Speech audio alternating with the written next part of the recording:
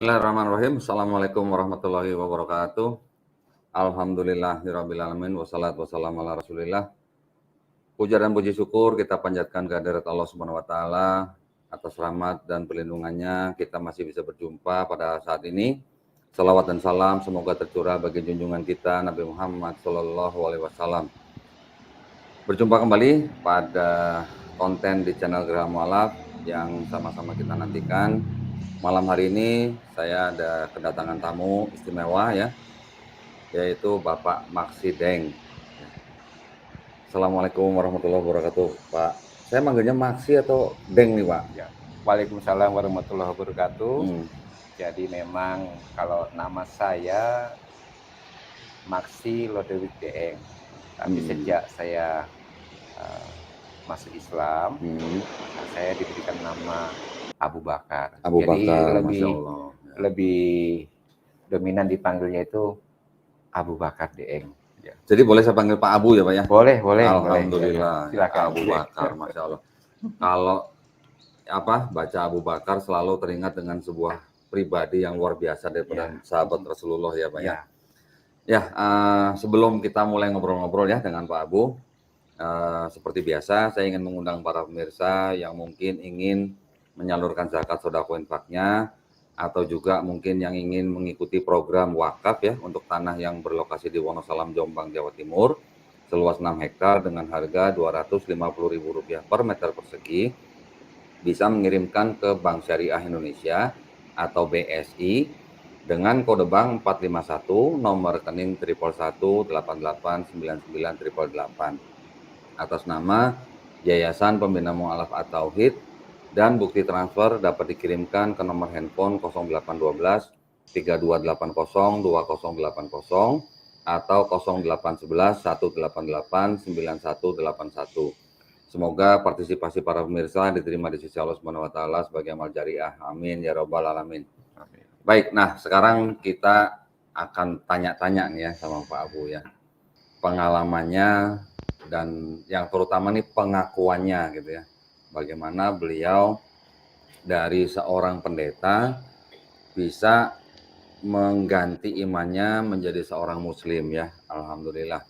Baik, kita mulai saja ya, Pak Abu ya. Iya. Betul, Pak Abu dulu pendeta, Pak. Baik.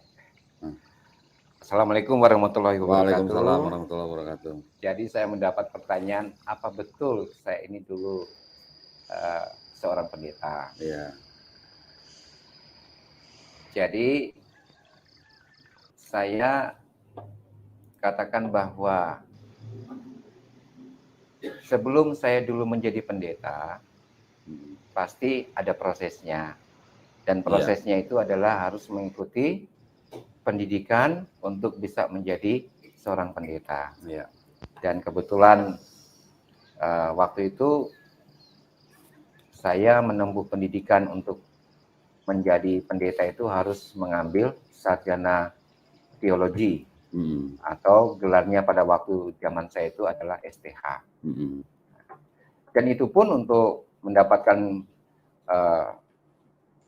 gelar STH prosesnya sesuai dengan denominasi gereja yang kami anut waktu itu. Dan kebetulan waktu itu saya mempunyai denominasi gereja dari Gereja Kristen Advent. Nah, untuk menjadi seorang pendeta harus menempuh pendidikan S1 Teologia. Walaupun S1 Teologia itu tidak harus menjadi pendeta. Tapi syarat untuk menjadi pendeta harus mengambil sarjana teologia, S1 Teologia. Nah, setelah saya menempuh pendidikan S1, nah dari situlah bisa menjadi satu rekomendasi, bisa nggak saya ini dipekerjakan untuk menjadi seorang pendeta atau tidak. Nah, karena untuk menjadi seorang pendeta itu juga harus melalui proses, dan prosesnya itu adalah dia diuji selama 2 tahun selama dia waktu kuliah, dan kalau dia lolos selama 2 tahun, maka dia bisa mengambil atau melanjutkan pendidikannya untuk bisa menjadi seorang pendeta. Tapi Bila 2 tahun itu tidak lolos, dia bisa menyelesaikan S1-nya itu, tapi bukan untuk menjadi seorang pendeta, tetapi hanya menjadi seorang guru agama. Oh, gitu. Mohon maaf Pak, dulu STT mana Pak dulu? Saya dulu menyelesaikan pendidikan S1 saya waktu itu adalah di Universitas Kelabat. Oh, Kelabat ya. Letaknya itu di Air Mandi di Manado, Sulawesi Utara. Jadi akhirnya saya mengambil satu keputusan kenapa saya harus masuk Islam. Sebenarnya bukan saya masuk Islam. Saya kembali kepada ajaran yang sebenarnya. Ajaran yang diajarkan oleh seluruh hamba-hamba Tuhan. Ajaran yang diajarkan oleh seluruh nabi-nabi. Karena ajaran yang diajarkan oleh seluruh nabi-nabi itu tidak ada yang bertentangan satu dengan yang lain. Sehingga kalau saya ditanya apa yang membuat saya sehingga saya, apa tadi pertanyaannya? Ya, untuk mengambil keputusan untuk kembali ke Islam gitu, untuk Pak. Masuk Islam ya kan? Oh, sama istilahnya mas saya Pak. Saya juga bilangnya saya juga kembali ke Islam loh Pak. Karena saya yakin setelah saya belajar Islam, semua bayi yang dilahirkan itu fitrahnya adalah Muslim. Dia menjadi Yahudi, Nasrani, Majusi itu karena orang tuanya. Kalau dia sudah besar, mengenal Islam, menerima ajaran Islam, dan dia menjalankan, artinya dia tuh sebenarnya kembali gitu Pak, ke agama yang diturunkan Allah Subhanahu wa Ta'ala gitu. Nah, Bapak ini yang kita pengen dengar ceritanya nih Pak. Jadi ya saya katakan sebenarnya saya bukan masuk Islam, saya kembali kepada ajaran yang semula. Nah, ajaran yang semula ini diajarkan oleh semua nabi-nabi, ya. Kalau dari kitab-kitab yang ada. Jadi orang Kristen pegang Bible.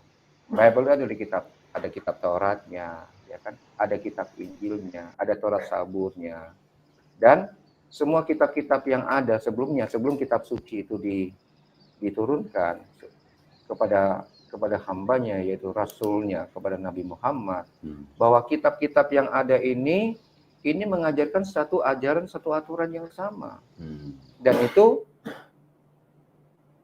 dari Nabi Adam sampai kepada Yesus Kristus, atau kalau dalam bahasa aslinya itu disebut Yehoshua Hamasya, atau Yesus Kristus, baik bahasa Yunani dan bahasa Ibraninya, Jesus Christ, dan kalau kita menyebutnya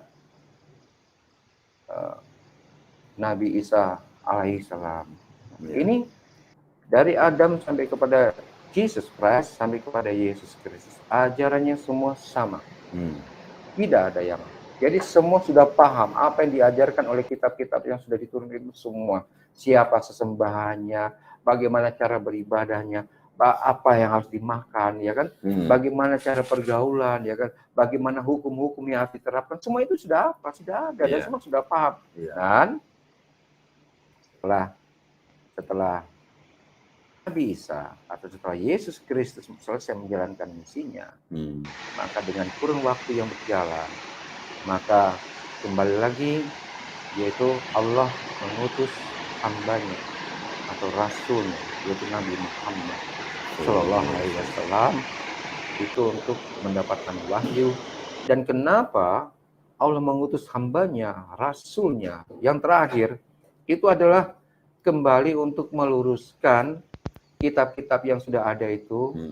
Ternyata ada hal-hal yang memang sudah tidak sejalan dengan kitab-kitab yang diturunkan dan diajarkan oleh hamba-hambanya, nabi-nabinya, dan rasul-rasulnya. Dan Allah kembali mengutus rasul yang terakhir, yaitu Nabi Muhammad SAW, dengan memberikan wahyu kepadanya, memberikan petunjuk kepadanya, yang disebut sebagai kitab suci Al-Quran saat ini. Dan kitab ini adalah kitab yang tidak menyalahkan kitab-kitab yang ada. Kitab suci Al-Quran tidak pernah menyalahkan kitab apa, Taurat, tidak pernah menyalahkan kitab Injil, ya kan, atau Sabur. Tetapi justru kitab suci Al-Quran itu sudah membenarkan dan menjadi saksi bahwa kitab-kitab itu adalah benar, itu datangnya dari Allah, dan ditutup oleh kitab suci Al-Quran lewat hamba yang terakhir, yaitu Nabi Muhammad Sallallahu alaihi wasallam. Nah, jadi yang membuat saya, kenapa saya masuk Islam? Kembali lagi saya katakan tadi bahwa saya sebenarnya bukan masuk Islam. Saya kembali kepada ajaran yang semula. Ajaran yang semula sejak Nabi Adam, Nabi Musa, Nabi Adam, Nabi Nuh, Nabi Musa, ya kan? Nah, dan nabi-nabi yang lain sampai kepada Yesus Kristus dan sampai kepada Nabi Muhammad. Ini semua ajaran yang tidak ada yang bertentangan satu sama lain. Jadi pesannya sama ya Pak ya? Pesannya sama. Iya. Pesannya sama, yaitu apa? Iya.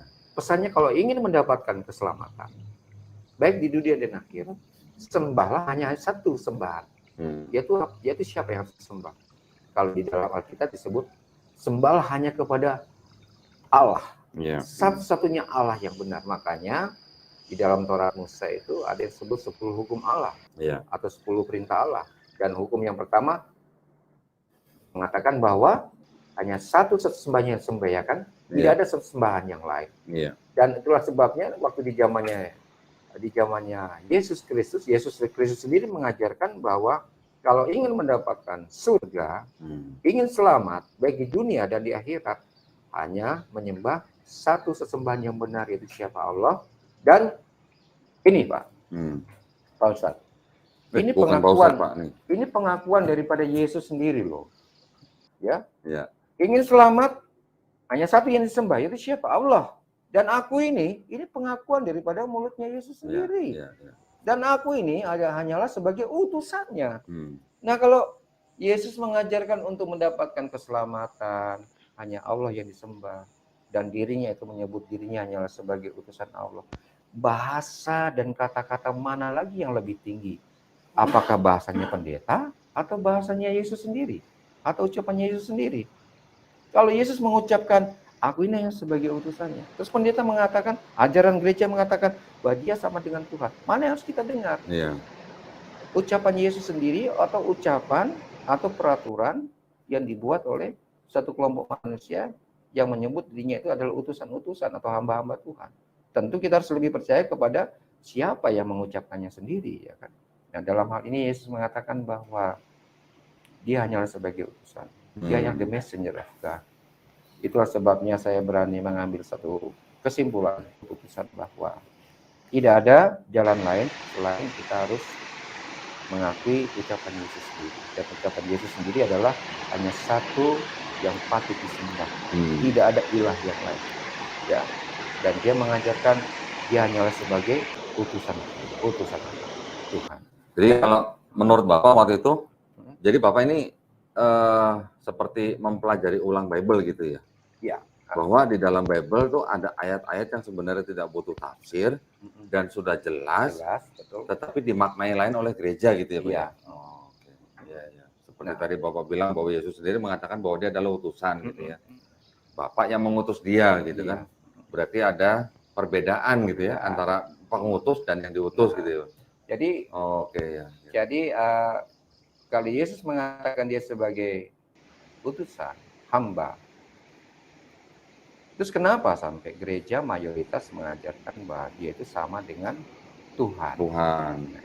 Nah, ini ada kembali sejarahnya, di mana sejarahnya itu kalau kita belajar soal sejarah gereja, jadi gereja yang mula-mula ini mereka membuat suatu keputusan lewat konsili-konsili gereja. Makanya ada yang disebut konsili Nisia, ada konsili Konstantinopel, ada konsili Kalkedon.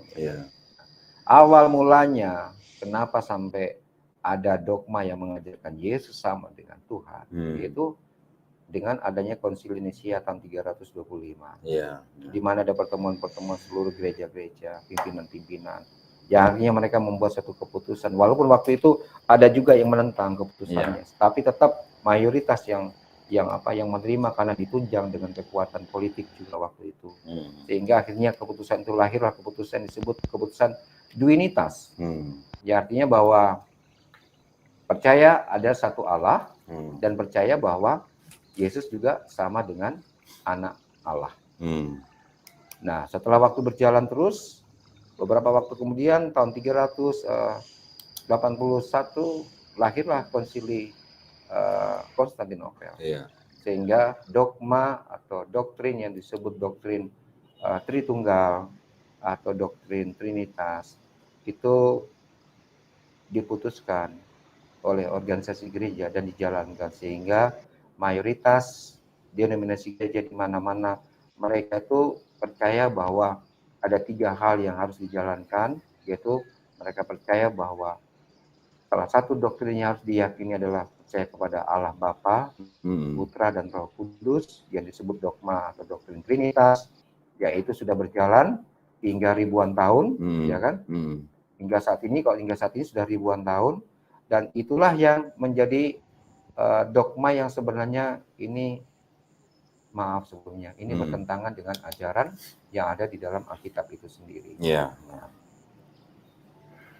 Masya Allah ya Pak. Jadi kurang lebih sih perjalanan kita seperti kurang lebih hampir sama Pak sebenarnya. Ya, cuman ya. bedanya saya bukan mantan pendeta gitu Pak. Iya ya. Apa yang tadi Bapak ceritakan itu ya kurang lebih juga apa yang saya pelajari Pak dulu Pak. Jadi kalau Bapak mungkin dapat pelajaran itu di sekolah tinggi teologi gitu ya, saya pelajari waktu itu ya udah dari sana sinilah saya otodidak gitu Pak. Iya. Kalau tadi Bapak sebutkan Konsili Nisea 325, Konsili Konstantinopel 381, ada lagi konsili-konsili yang banyak kan Pak ya?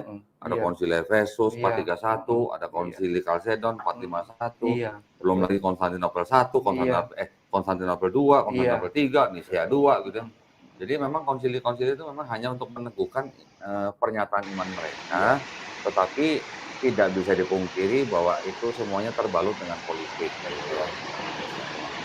Jadi Bapak sewaktu belajar di Filipina, Bapak sebenarnya sudah mempunyai kejanggalan gitu ya Pak ya, Betul. tentang ajaran ini gitu. Betul, iya. Tetapi Bapak tahan itu sampai 19 tahun, sampai Bapak mengambil keputusan untuk menjadi seorang Muslim ya.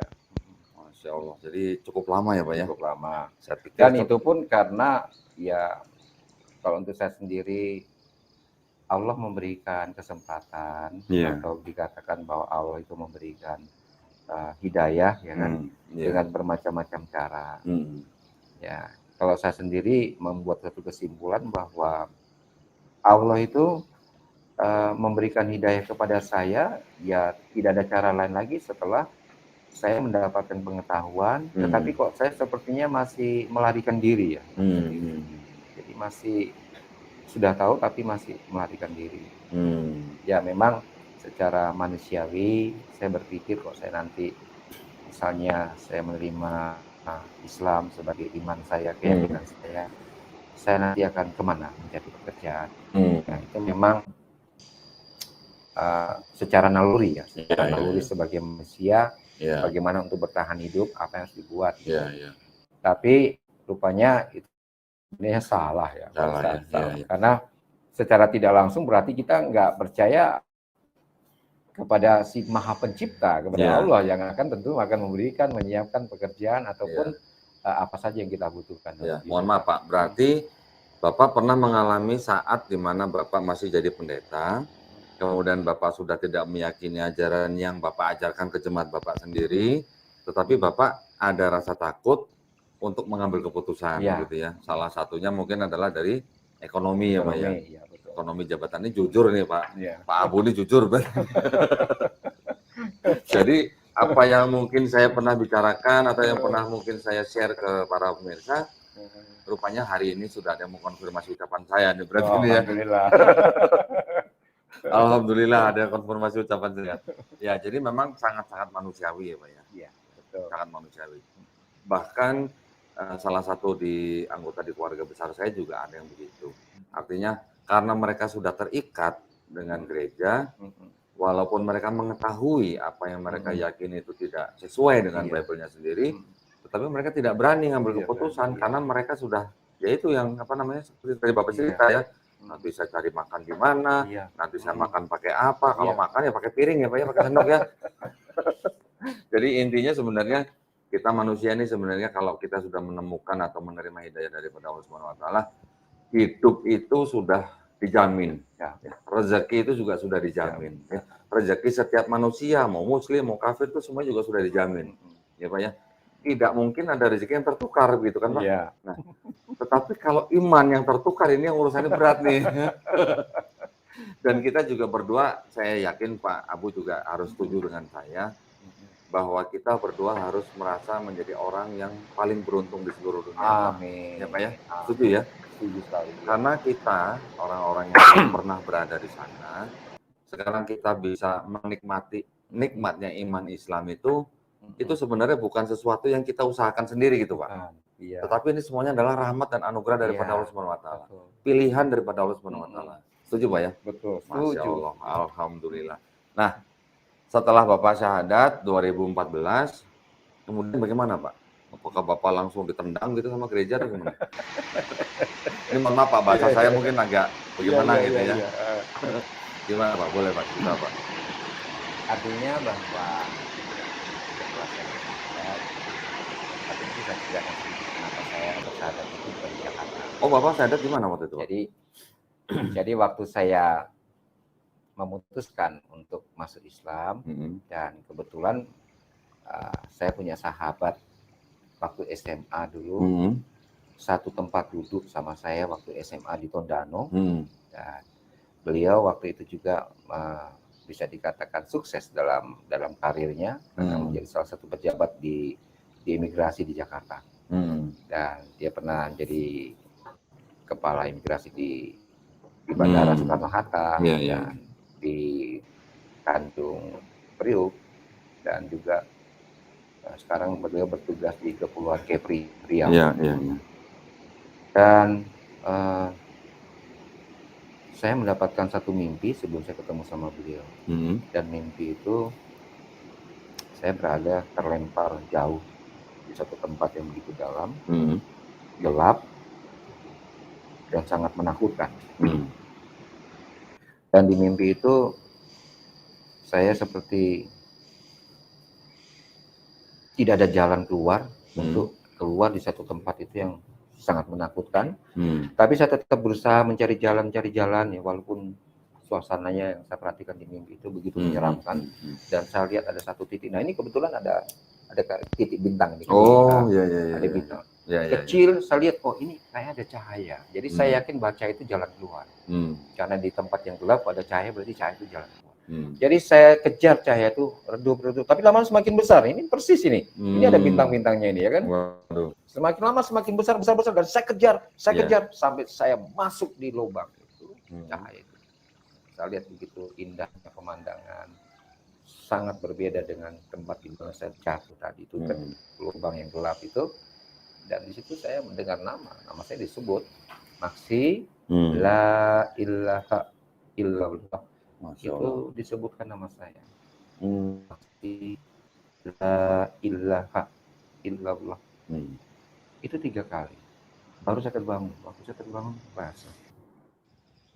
Saya berpikir, kenapa mendapatkan mimpi seperti ini? Berarti tidak ada lagi alasan apapun.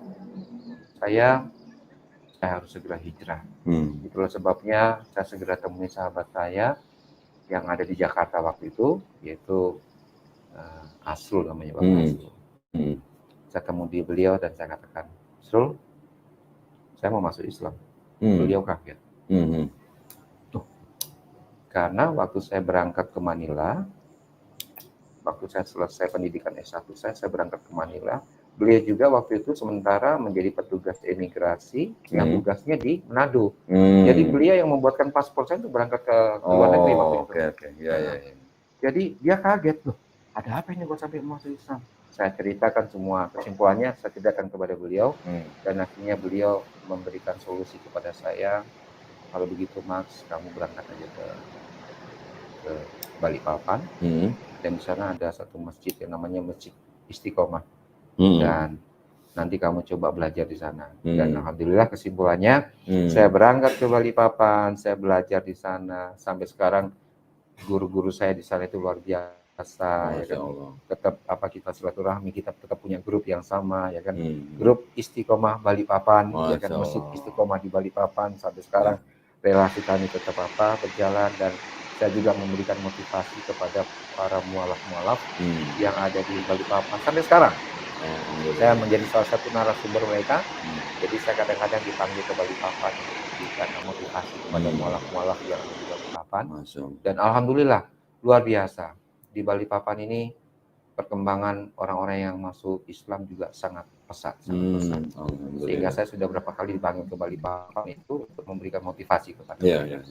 Nah dari sana saya masuk Islam. Setelah itu saya bersyahadat di Balikpapan di Masjid Istiqomah. Jadi saya punya satu sertifikat yang namanya sertifikat mualaf itu ya kan. Jadi dari Departemen Agama di Balikpapan itu diberikan kepada saya. Nah, dan dari situ ya saya yakin bahwa seperti yang Pak Ustadz katakan tadi, rezeki itu sudah disiapkan. Ya, saya tidak sama sekali tidak pernah merasa khawatir, merasa cemas. Saya mau tinggal di mana, saya mau makan apa, ya kan? Nah, setelah saya di Jakarta ya, saya alami pekerjaan yang bermacam-macam.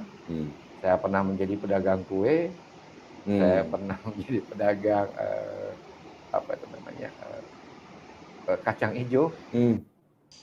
Jadi saya pakai topi, Pak Ustadz. Ada apa namanya itu payung yang besar, ya kan? Ada gerobaknya di atas motor.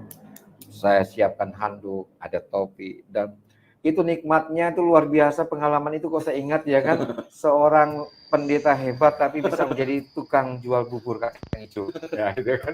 Saya tertarik sekali Pak. Ini mohon maaf ya, saya ingin mundur sedikit. Waktu Bapak memutuskan untuk mengucapkan 2 kalimat syahadat, kemudian Bapak dipandu oleh teman Bapak ke Balikpapan. Ya. Itu pada waktu itu Bapak sudah keluar dari pendeta atau belum Pak? Waktu itu saya sudah berhenti jadi pendeta. Oh berhenti. Saya sudah berhenti jadi pendeta. Karena permasalahannya kenapa saya berhenti jadi pendeta. Jadi ada hal-hal yang di organisasi itu yang memang tidak boleh kita ikuti berjalan terus ya kan. Jadi ada masalah yang saya pernah ini yang penting sekali nih saya jelaskan ini. Jadi pernah saya waktu saya masih menjadi pendeta, jadi saya mengalami satu musibah yang luar biasa. Di mana musibah itu keluarga saya itu ditipu sama warga-warga orang-orang keturunan ya orang-orang luar. Gak apa-apa ini supaya mereka tahu jadi pelajaran bahwa jadi keluarga saya ditipu oleh orang-orang warga negara luar, yaitu dari Nigeria, dari Sudan, terus dari mana itu? Orang-orang yang biasanya disebut orang kulit hitam. Oh, yang pakai modus ya itu. Iya, yang menawarkan apa gitu suruh transfer gitu. Betul. Ya? Jadi saya waktu itu istri saya waktu itu tertipu, tertipu karena kami nggak sadar waktu itu. Jadi orang-orang Nigeria, orang-orang kulit hitam mereka mencari warga-warga Indonesia dengan cara dinikahi wanita-wanitanya, dikasih iming-iming, seolah-olah mereka itu orang hebat, orang yang kaya. Sebenarnya modusnya mereka itu kalau saya pelajari, karena memang orang-orang itu saya tangkap akhirnya. Jadi modusnya mereka itu menikahi orang-orang Indonesia, membujuk wanita-wanitanya untuk menjadi agennya mereka itu mencari korban-korban yang bisa dijadikan korban. Dan yang paling dekat tentu keluarga-keluarganya mereka. Jadi mereka itu kebanyakan kalau nggak jual narkoba, yaitu dolar uang hitam, dolar palsu. Jadi intinya bahwa kami sekeluarga itu hanya tertipu. Orang yang menipu ini saya tangkap orangnya, ketangkap itu kan. Jadi 7 orang. Jadi Pak Abu waktu itu lapor polisi. Ya. Jadi ada 7 orang yang mereka itu nipu, ya kalau nggak salah keluarga kami waktu itu yang tertipu itu, kalau dihitung uangnya itu tahun 96 itu atau 97 itu 1,4 M itu. Besar Pak? Iya. Sampai ada satu keluarga itu yang mau operasi di Singapura nggak jadi operasi karena uangnya itu dibawa sama ini orang, ditipu sama orang. Dari 7 itu 2 yang ketangkap. Jadi akhirnya setelah saya tangkap mereka, saya menggunakan sahabat-sahabat rekan-rekan saya, dan hal ini saya nggak mau sebutkan ya. Saya gunakan sahabat-sahabat saya ini, dan akhirnya mereka ketangkap. Lalu kami buat dealnya itu, kalau kamu kembalikan uang kami saya kembali, kamu saya bebas. Jadi tolong hubungi teman-temanmu. Kalau kamu kembalikan uang itu, kami bebaskan. Ingat, kamu punya keluarga kan? Saya juga punya keluarga. Punya anak kan, punya istri kan? Bagaimana kalau itu terjadi untuk keluarga kalian? Jadi pada mulanya sepertinya mereka mau mengembalikan uang itu, tetapi ternyata rencana itu berubah dan mereka melawan kita, melawan saya waktu itu, ya. Rupanya mereka sudah ada pembicaraan, udahlah kamu nggak usah ngaku, nggak usah apa, nanti kalau di penjara paling juga nggak lama kamu keluar, nanti kamu bisa kami kasih makan dari luar, kata-katanya seperti itu. Jadi deal itu yang perjanjian bahwa mereka akan kembalikan uang itu jadi kembalikan. Terus mereka melawan kami, melawan saya. Ini orang-orang hitam, orang yang tinggi besar. Itu sahabat-sahabat saya itu sampai terlempar-lempar itu yang 5 orang menghadapi 2 orang ini, ya kan? Dan waktu saya masuk, kami bawa mereka ini, kami bukan disekap ya, kami bawa satu tempat, artinya kami kasih makan, ya kan, kami kasih minum, kami melayani dengan baik, supaya artinya bisa diselesaikan secara kekeluargaan, ya kan. Mereka ketangkap, uang kami bisa balik, tapi ternyata mereka berubah pikiran dan mereka melawan kami. Karena melawan, ya saya minta maaf waktu itu ya, saya juga harus membela diri, dan memang sempat saya patahkan itu orang hitam itu. Setelah patah dia, kaki yang saya patahkan, lalu saya lapor polisi. Saya lapor polisi, saya melaporkan bahwa kami keluarga tertipu dan orang ini tertangkap, saya tangkap karena mereka sudah menipu kami. Sahabat di polisi. Tapi setelah sampai di kepolisian, berubah. Karena rupanya sahabat-sahabatnya mereka yang di luar yang tidak tertangkap ini sudah memberikan laporan juga kepada polisi bahwa sahabat-sahabatnya ini ditangkap dan diculik oleh orang-orang Indonesia. Jadi penjahat yang saya tangkap saya bawa ke polisi, tapi saya sudah dilaporkan saya menculik. Padahal yang saya tangkap ini sementara mencari waktu untuk menyelesaikan secara keluargaan karena uang kami ditipu sama mereka. Nah dari situ akhirnya saya sempat ditahan di kepolisian karena dianggap menculik dan menganiaya orang hitam. Sempat masuk di Salemba, jadi pendeta pernah masuk penjara, itu pendeta Maksi Geng. Dan kasusnya luar biasa, apa? Pukul orang sampai patah kaki. Ya. Pendeta masuk penjara, pukul orang sampai kakak patah. Padahal orang yang dipatahkan kakinya itu adalah orang yang menipu Pak Pendeta. Iya, menipu keluarga kami. Jadi makanya waktu saya jadi pendeta itu, waktu saya masuk penjara, lucu jemaatnya itu kan. Aduh, Pak Pendeta kita ternyata tukang pukul yang dahsyat, ya kan? Bisa matahkan kaki lawan ya, orang hitam lagi yang dipatahkan kaki. Waduh. Jadi itu, nah dari situ, jadi saya dari gereja itu ada, katakanlah bahwa kita punya punya aturan. Karena kalau pendeta sudah masuk di penjara, itu berarti sudah dianggap melakukan satu kesalahan. Tapi di sini sebenarnya bisa saya katakan ini salah satu contoh yang kurang bijak dari gereja juga ya kan. Jadi kalau misalnya kenapa nih orang masuk ini? Ini kan karena memang dia tinggal membela diri. Dia sudah ditipu, tinggal membela diri. Tapi ya tetap mereka melihat satu poin bahwa sudah masuk karena terlibat. Jadi terlibat hukum gitu ya Pak ya. Dianggap ada tindakan yang mereka lakukan bahwa harus ada disiplin untuk pendeta-pendetanya.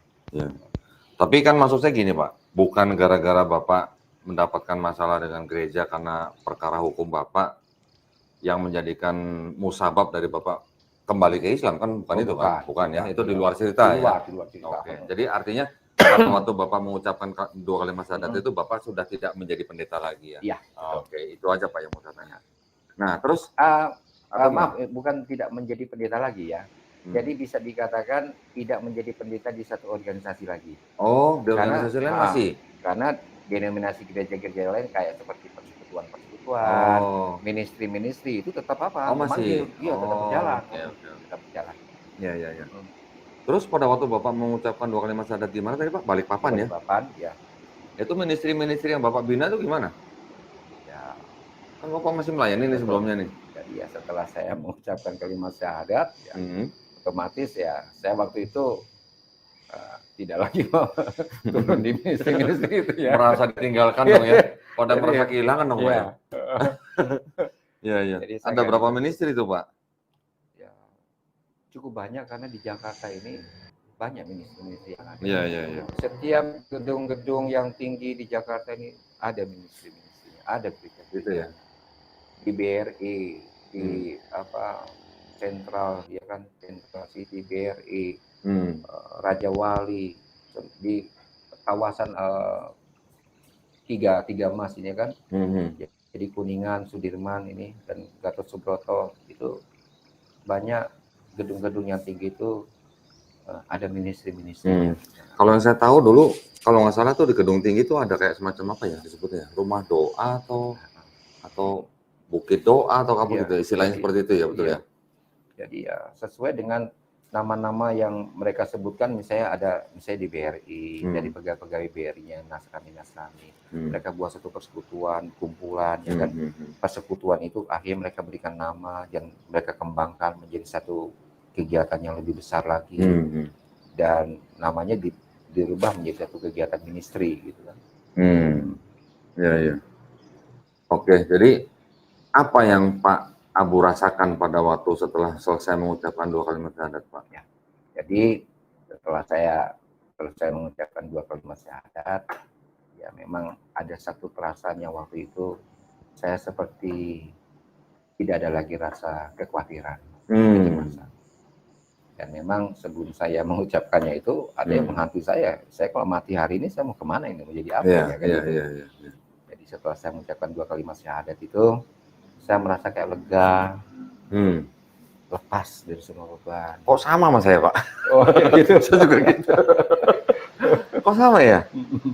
Ada perasaan, aduh, alhamdulillah saya nggak harus menyembah manusia gitu, Pak. Iya ya, Pak, pengalaman kita serupa berarti ya kalau gitu ya.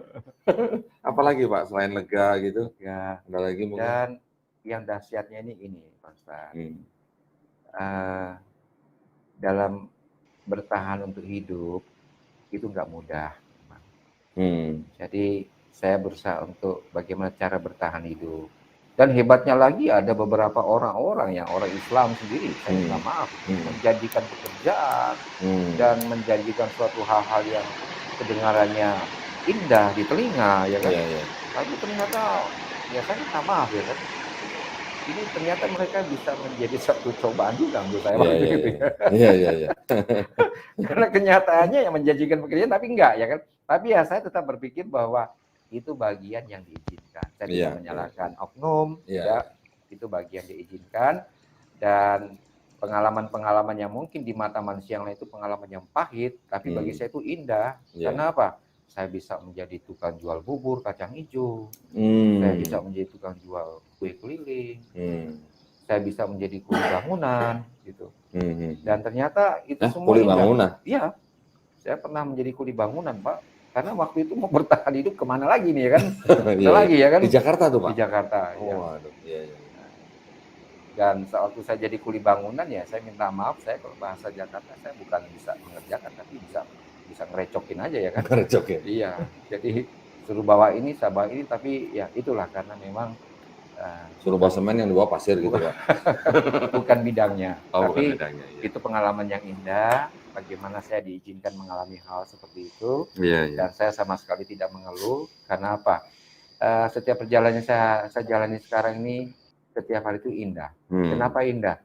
Saya bisa diberikan kesempatan, diberikan kesehatan, diberikan bermacam-macam pengalaman. Dan macam-macam pengalaman itu bisa menjadi juga motivasi kepada para mualaf-mualaf yang lain bahwa untuk kalian, kalau kalian mau masuk Islam itu indah. Tapi jangan khawatir, jangan menyerah. Karena akan banyak tantangan-tantangan yang kalian hadapi. Dan rata-rata tantangan yang kalian hadapi itu saya sudah merasakan. Satu, mau cari kerja. Dua, mau cari makan di mana, ya kan? Yakinlah, percayalah bahwa Allah kita itu maha kaya. Kita tanpa minta, Allah sudah tahu apa yang kita butuhkan. Dan kalau misalnya kita mengalami satu hal-hal perjalanan hidup itu, berarti kita dianggap mampu, karena itu akan menguatkan kita, sehingga akan memberikan semangat kepada kita, dan menjadi kesaksian kepada sahabat-sahabat yang lain. Gini loh, kita tuh masuk Islam itu, ya kan, tidak ada hal-hal yang lain yang bisa membuat kita itu mundur, atau patah semangat. Karena apa? Karena sesungguhnya Allah kita itu luar biasa, maha kaya, dia menjaga, dia sayang kepada kita, dan itu saya buktikan hingga sampai pada saat ini. Ya, saya bisa berdiri, saya merasa selalu bersyukur dalam setiap hari, karena apa yang telah diberikan itu diizinkan semuanya oleh Allah, oleh Allah kepada saya. Jadi, baik untuk semua sahabat-sahabatku yang ada di mana saja, baik yang ada di Manado, yang ada di Jayapura, yang ada di Kalimantan, yang ada di Surabaya, yang ada di Bandung, ya, dan bahkan yang ada di luar negeri. Maka lewat pembicaraan yang saya berikan ini, bila mana ada hal-hal yang mungkin menyinggung, sama sekali saya tidak ada niat untuk menyinggung. Saya hanya berbicara apa adanya, sesuai dengan pengalaman yang saya dapati, dan sesuai apa yang saya putuskan saat ini. Dan saya tetap percaya bahwa siapapun yang mempunyai satu pemikiran yang dilandasi dengan keterbukaan dan kejujuran, pasti kita akan ketemu di satu titik yang sama. Kapan itu saya juga tidak tahu. Tapi saya percaya bahwa disitulah akan ada keadilan yang memang diberikan oleh Allah yang kita semua. Entah dari manusia manapun, entah dari kepercayaan manapun, kalau didasari dengan kejujuran dan keadilan, maka ini kita semua akan ketemu di satu titik yang sama. Semoga apa yang saya lakukan pada saat ini, bila mana itu ada yang membuat Anda tersinggung, saya minta mohon dimaafkan. Dan doa saya, kita semua akan selalu sehat, dan bila mana diizinkan, maka kita akan kembali, kita akan bertemu di satu titik yang sama, satu keyakinan yang sama, yaitu keyakinan yang diajarkan oleh seluruh nabi-nabi, keyakinan yang diajarkan oleh seluruh hamba-hamba Allah, yang dari sejak Nabi Adam sampai kepada Nabi Muhammad SAW, itu tidak ada perbedaannya. Itu adalah ajaran yang sama. Kalau kita ingin mendapatkan keselamatan, yaitu kita hanya menyembah, hanya ada satu ilah yang harus kita sembah, atau hanya ada satu sesembahan yang kita sembah, yaitu Allah, dan kita percaya kepada Rasulnya yang terakhir, yaitu Nabi Muhammad SAW. Kiranya ini bisa bermanfaat bagi kita semua. Baik, terima kasih Pak Ustadz. Amin, amin. Assalamualaikum warahmatullahi wabarakatuh. Waalaikumsalam warahmatullahi wabarakatuh. Baik, terima kasih banyak. Kami ucapkan sekali lagi bagi para pemirsa atas perhatiannya. Juga kami mohon maaf jika ada kekurangannya. Yang salah datangnya hanya dari kami, yang benar datangnya hanya daripada Allah Subhanahu wa taala saja. Baik, nah sebelum saya tutup seperti biasa, saya ingin mengundang kembali para pemirsa yang ingin membantu perjuangan dakwah kami dan yang mungkin ingin menyalurkan zakat sedekah infaknya, atau mungkin juga ingin berpartisipasi dalam program wakaf ya untuk tanah yang berlokasi di Wonosalam, Jombang, Jawa Timur seluas 6 hektar dengan harga Rp250.000 per meter persegi, dapat mengirimkan ke Bank Syariah Indonesia atau BSI dengan kode bank 451, nomor rekening 111889988 atas nama Yayasan Pembina Mu'alaf At-Tauhid, dan bisa mengkonfirmasikan ke nomor handphone 0812 3280 2080 atau 0811 188 9181. Semoga partisipasi para pemirsa diterima di sisi Allah Subhanahu wa taala sebagai amal jariah. Amin ya rabbal alamin.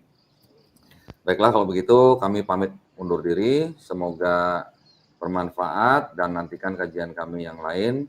Wabillahi taufiq wal hidayah. Wassalamualaikum warahmatullahi wabarakatuh. Waalaikumsalam. Terima kasih banyak warahmatullahi wabarakatuh. Pak Abu ya. Baik. Sampai jumpa lagi Pak.